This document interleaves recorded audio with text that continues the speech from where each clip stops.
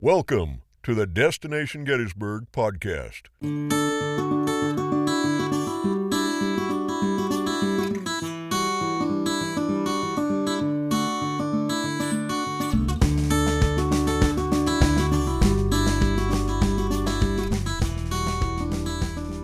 And welcome to the Destination Gettysburg podcast. I'm Rick Hennis.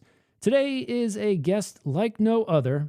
He is a longtime resident of Adams County, previously served as the CEO of the National Civil War Museum located in Harrisburg, and then prior to that, he served as executive director of the Adams County Historical Society in Gettysburg.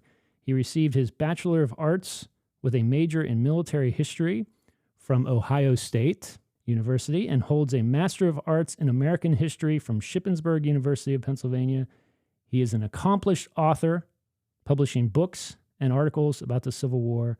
And most importantly, he's here to make my job today very easy because I could pretty much just say his name, ask him to talk about Gettysburg, and then turn my microphone off. Please welcome the president and CEO of the Gettysburg Foundation, Wayne Motts. Rick, thanks a lot. I'm so honored to be here. What a great introduction. So I didn't deserve such a nice introduction, but I very, very much appreciate it. As No you know, problem. I'm honored to be the president and CEO of the Gettysburg Foundation, honored to work here in Gettysburg and call Adams County my home. So I appreciate that. Well, it's a real pleasure to have you here. Talking about the foundation is at the foremost of this conversation, obviously, because there are a lot of volunteers along with yourself who do a great deal of work for Gettysburg and Adams County, and we really want to talk about that today. Okay, great. It is, correct me if I'm wrong, nonprofit. That's correct. The Okay. Gettysburg Foundation is a 501c3 nonprofit charity. That's right. And you have a very close partnership with the Park Service, which I'd really like to talk about if you wouldn't mind. That's correct, Rick. So we are a philanthropic educational organization, to tell you what the mission of the Gettysburg Foundation is, working in partnership with the National Park Service to preserve Gettysburg National Military Park and Eisenhower National Historic Site, and to explain to the public, to tell the public, to promote to the public the significance of those sites. So we're established to help the National Park Service continue their mission, which is preserving and interpreting Gettysburg and Eisenhower National Historic Site. So read into that, Rick. You know, we ask people for money, Which is I already have it in my notes. Full disclosure, I have in my notes to mention at the end, how do we donate? Yes, so right. We'll set that. We'll set that for you now. Okay, great. Some of those things that go into contributing to the area, they could be, various events that are going on, special events, but then there are also standing exhibits within a museum. There are things we'll get into, like the Children of Gettysburg interactive adventure there, as well as tickets to the past and so forth. But one thing that comes up a lot personally for me, and we have folks at the Visitors Service Center there as well.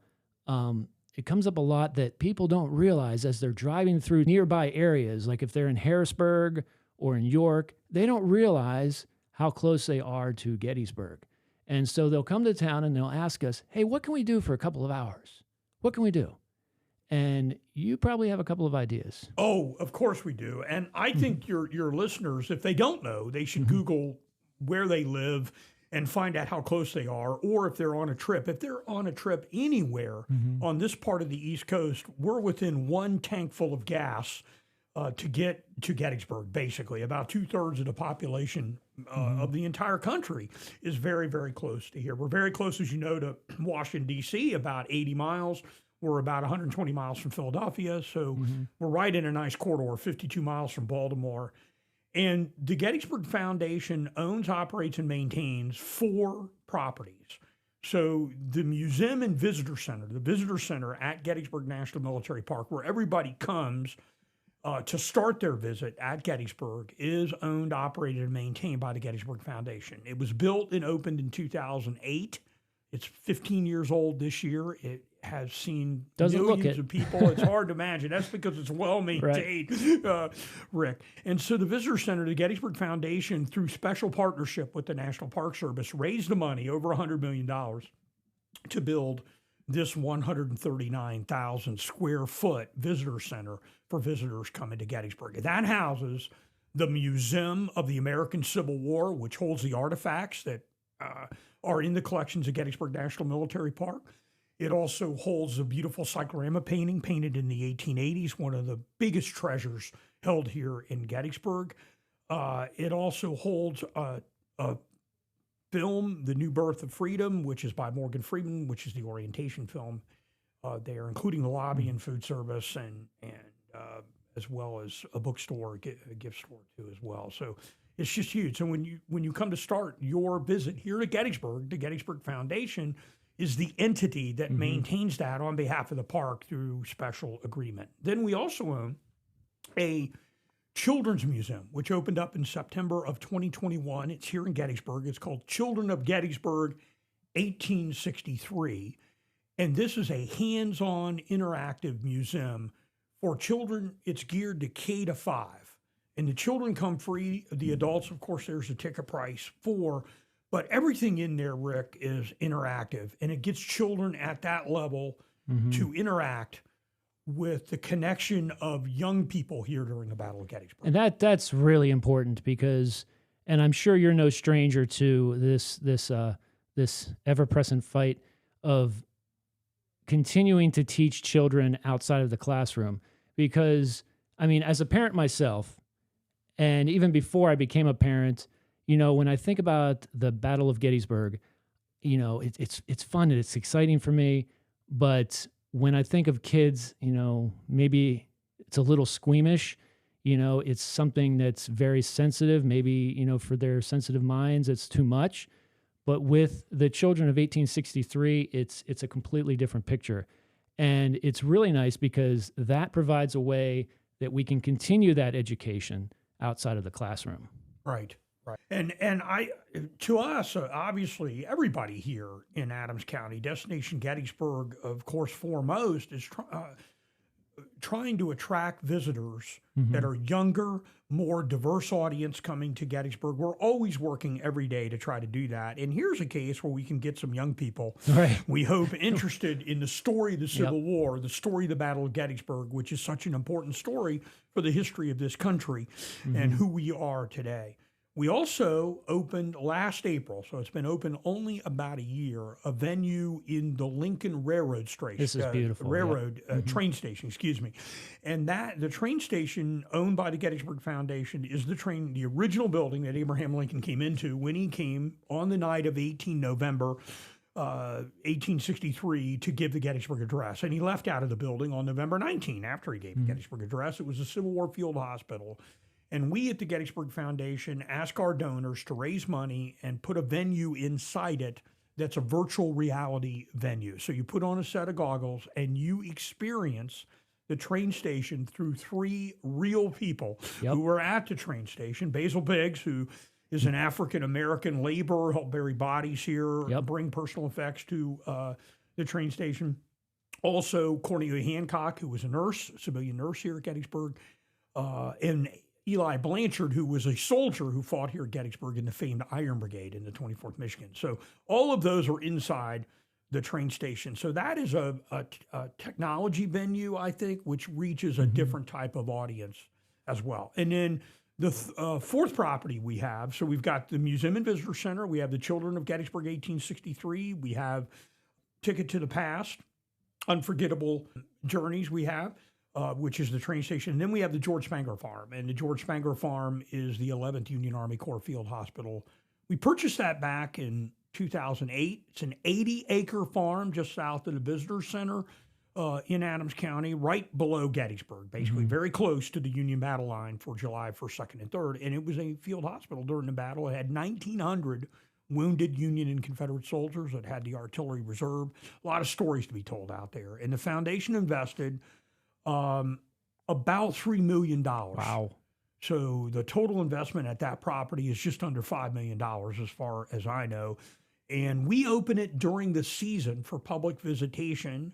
And it's open beginning June 9 through August 13. For the specific days and hours, be sure to go to the website, gettysburgfoundation.org. And you can go to the gettysburgfoundation.org website, look at all of these venues and get information on every single one of them. And so, Rick, I would also give the website for the parks as well, which is www.mps.gov/get, GETT. Yep. So, and that'll be in the show notes as well. So. Right, and it's on Destination Gettysburg's website too as well. So, so you don't have to memorize it, but yes, that is. Don't worry. So those are the four. Those are the four properties that we work. All of those telling a story about Gettysburg, why it's important, why it's relevant today, why you should be here, how much it's impacted our lives. Yep. And I think few people, they don't realize the impact that the American Civil War has on the lives of everybody walking around here today, not the least of which are 3 amendments to our Constitution, the 13th, the 14th, and 15th Amendment, which abolishes slavery, gives citizens rights, gives African Americans the right to vote.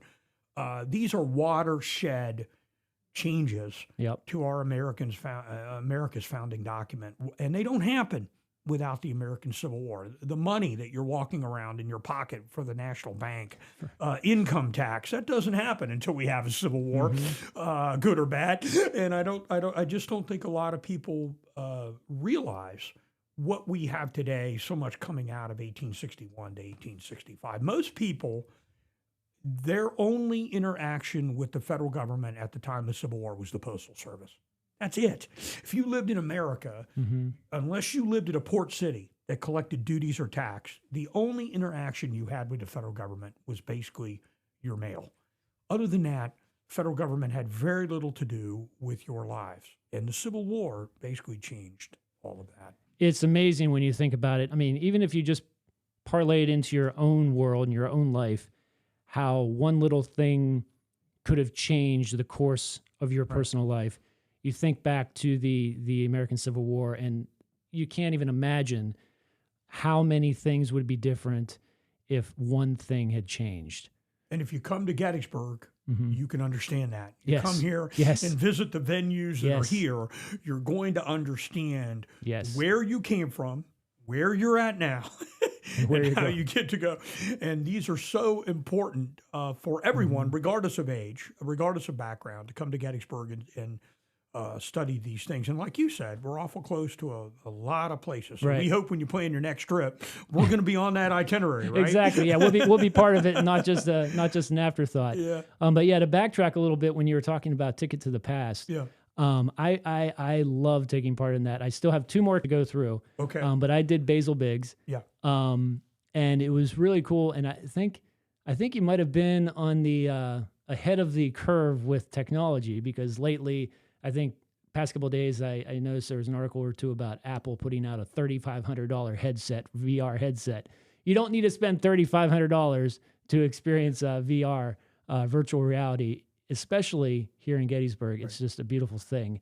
And the fact that, when you take that headset off, you're sitting in the station where President Lincoln came to dedicate the cemetery. It's just amazing. There's 3 sections to the train station. The original section, which is in front, has panels and a small museum interpretive area, so you understand where the station is in the context of the history of here and the history of Lincoln in the Gettysburg Address.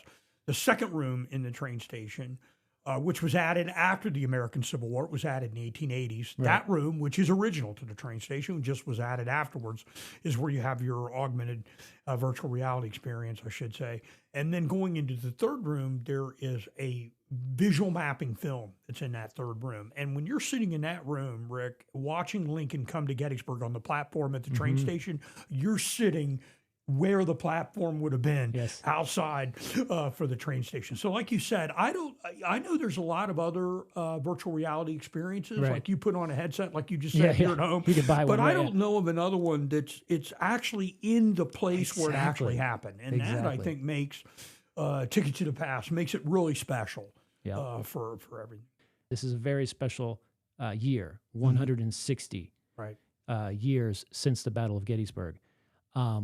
What does that mean for, obviously the list is long on your website for events commemorating the anniversary. At the forefront of your mind, if you were to pick a couple, what's coming up that you really think people should check out? Yeah, so I would definitely say if you're here or plan to visit here over the anniversary weekend, and that begins on June 30th and runs through July 3rd, of course, July 1st, 2nd, and 3rd, the anniversary of the battle. We have an event which we co-sponsor with the National Park Service called Sacred Trust. Okay. And Sacred Trust is a series of presentations. They are all free. And we have 4 a day, July 1st, July 2nd, and July 3rd. And then we also have music this year, which is brand new and special, on June 30th inside the Visitor Center. You can get all the information at the website. But July 1st, 2nd, and 3rd, we'll have the venues outside in a tent. We have a rain place inside the building just in case we have a storm. But we'll have a very diverse group of presentations regarding the Civil War and the Battle of Gettysburg. So we look for new scholarship there, Rick. We look for what new books are coming out, what new themes are coming out. Some of those are Gettysburg's exactly specifically related. Others are related to the history of the American Civil War, of course, and why that is important. And then we have 3 presentations in the evening, and those are ticketed. They're not ticketed for a cost, but they're ticketed because we have limited seating in the theaters, and you can go online beginning June 13 for July 1st, June 14 for July 2nd, June 15 for July 3rd, and get a free ticket to go to these presentations with Jack Davis, very famous author, written many books on Civil War and American history, Gary Gallagher, professor emeritus at UVA, probably. I'm a little biased, but I think he's probably the best Civil War historian of his generation. And then we also have on July 2nd, he's July 3rd. July 2nd, we have Jeff Shara, of course, Jeff, an author of many books and a resident right here of Adams County. And we're excited. That's going to be like an interview that I'm going to hold with Jeff, a discussion. Excellent. He won't be giving a presentation per se, but we'll be having a discussion. Well, Q&A. A Q&A. And on July 1st, we're going to do something a little bit different this year with Jack Davis, our first speaker. We're actually going to have a meet and greet dinner with him at the Visitor Center. And that is a ticket-based. There is a charge for that. And you can go online and see that. But you'll also be guaranteed a ticket to get into the presentation afterwards. So the presentation's free, but we're going to have a meet and greet dinner. We didn't ask Professor Davis to do anything, which other than meet, greet, and talk to the people there. So you'll get special time to say hello to him while he's eating there, and I think it's nice. So we're really excited about that. Those, by the way, will be recorded. And they will be placed on the Gettysburg Foundation's YouTube channel. They will be all free, Rick, but we will not be live streaming them. So we want you to come, see us, meet and greet the people. The speakers will also be signing books in the lobby of the Visitor Center. So we want you to come and get a signed copy of what they're actually talking about there. But for those that can't make it, you will be able to see those later on. We'll post them every so many at a time. We won't put them all up at a time. All of them for 2022 are now on. All the programs, they are now resting on the Gettysburg Foundation's YouTube channel. So go to the Gettysburg Foundation YouTube channel, follow us there, follow us at Facebook, Twitter. We have everything. We've got all the social media platforms, and anybody that want to follow us. Yeah, that's really exciting because, and I can completely understand why you're not live streaming right then, because you want to focus on the moment. You want to be in the presence with the event itself. But it is nice to put that library of sorts out there for people to check out later on. And there's never a shortage of books to read. Currently, I'm working my way through the John Meacham book about Lincoln. And that's an excellent book. I've read that book. Did you read that? Boy, let me tell you, John Meacham has really he's putting Lincoln right at the forefront there and discussing Lincoln's views on how he feels about slavery, how he feels about African-American rights. And we have Lincoln's thoughts on that, and we have his evolution, how he evolved in that. And that is a fantastic book, Rick. If the listeners haven't read it, Let There Be Light, I think. Is that what it's titled? Yes, I believe so. And there was light, something like that. Yes. Right. It's a wonderful, wonderful book. And John Meacham was a speaker here. That's where I found out about it. Right. 19. It's great. And then we did talk very early on about the volunteers. I can't stress enough the volunteers of the Gettysburg Foundation do a great service. I know it, correct me if I'm wrong, is it June or July that they get together and help out? We just had that, and I'm glad that you mentioned it. So let's look at the three levels of people that are at the foundation. So the first level, we should tell everyone, is we have a nonprofit board, and all our board members, we have 21 of them. They come from all over the United States for our regular board for our 501c3, and they volunteer all their time and talent to help govern the Gettysburg Foundation. So we've got to give a great shout out to them.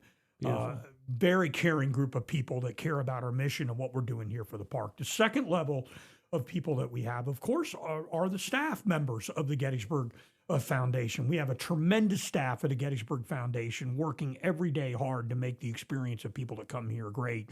And in the third level of folks that we have, and these aren't in any particular order, so I don't want you to think there's one lower than the other. We have to have a team. To have a football team, you need all the coaches. Yes. You need all the players. You need everybody that's assembled on that field to be able to have a successful group, institution, entity, and that's what we have at the foundation. So don't take those levels in any kind of order. And then we have the volunteers, and we have more than 100 regular volunteers. We have a volunteer coordinator. These folks come over and work our friend's desk, answer questions.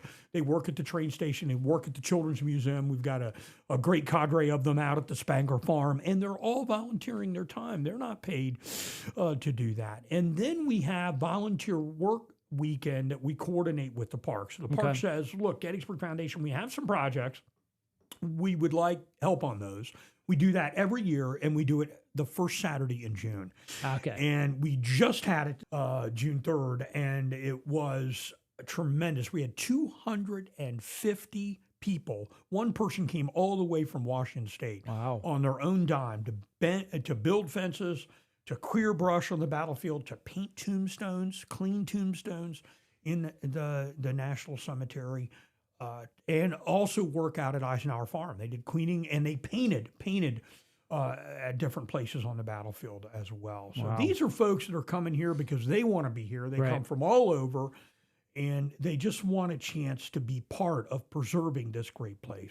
And we're happy to organize that event. And members of our staff really, really organize that. Shout out to Aaron Pierce of our staff, who does all the major coordination of that. We've got 100% the best staff anywhere, and we would not be successful without all the work that everybody does, board, staff, and volunteers. Like you alluded to, things need painted, things need cleared away, and so forth. You can't just set it and forget it. It takes a lot of maintenance. So on behalf of everybody here at Destination Gettysburg, thank you to all those volunteers who make our area a lot better.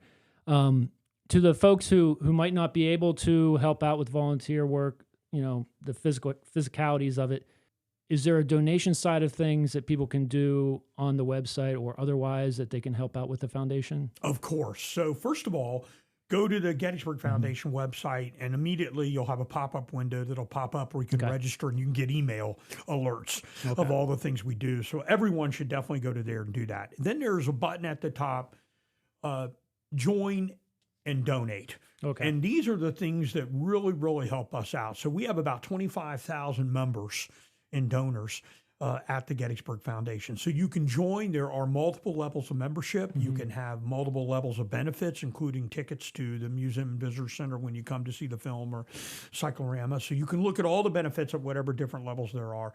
Then we also have ways that you can just go right on and donate, and there are a number of funds. The Gettysburg Fund would be our unrestricted fund. We always like to help raise unrestricted monies, and then we also look for appeals to raise funding for different projects. So let me give you an example of that. Our philanthropy department doing a great job reaching out to people to help raise money for the park. That's a huge, huge part of what we do. And the philanthropy department helped secure over $3.2 million for Little Round Top. So right now, Little Round Top, an iconic visitation point, probably the most visited point, probably no argument the most there, point on any Civil War battlefield period, is undergoing a multi-million-dollar rehabilitation. And the Gettysburg Foundation raised, with our philanthropy team, with the help of all the donors and supporters, $3.2 million. To be able to do that. So look for the specific projects that we're raising money for We're always working on that. Right now, we're raising money to help get museum positions in the museum to help the National Park Service catalog and preserve artifacts, especially those that are like found on Little Round Top during the work that's being done. Also to work on getting assets in place to help with a rotating exhibit plan to help get more objects out, these types of things. The park needs manpower, needs help to do it, and they're not always able to secure those resources. So we're happy to help. So definitely get on there, join and donate. That's where you want to be on the website. Sounds good. Well, I appreciate having you with us today. It's always a pleasure talking to you on or off the microphone. But thank you for joining us today, Wayne. Rick, on behalf of the Gettysburg Foundation and our partners, the Gettysburg National Military Park in Eisenhower National Historic Site, who we work so hard to preserve these places, we just thank Destination Gettysburg for all they do in shouting out the word to get everybody to come here to Gettysburg, come to Adams County, and see us. So be sure to put us on your next scheduled trip. Thank you for listening to the Destination Gettysburg podcast. Produced and hosted by Rick Kennis, with thanks to our special guest. No part of this material may be reproduced without written permission. Get inspired for your visit to Adams County, Pennsylvania at destinationgettysburg.com.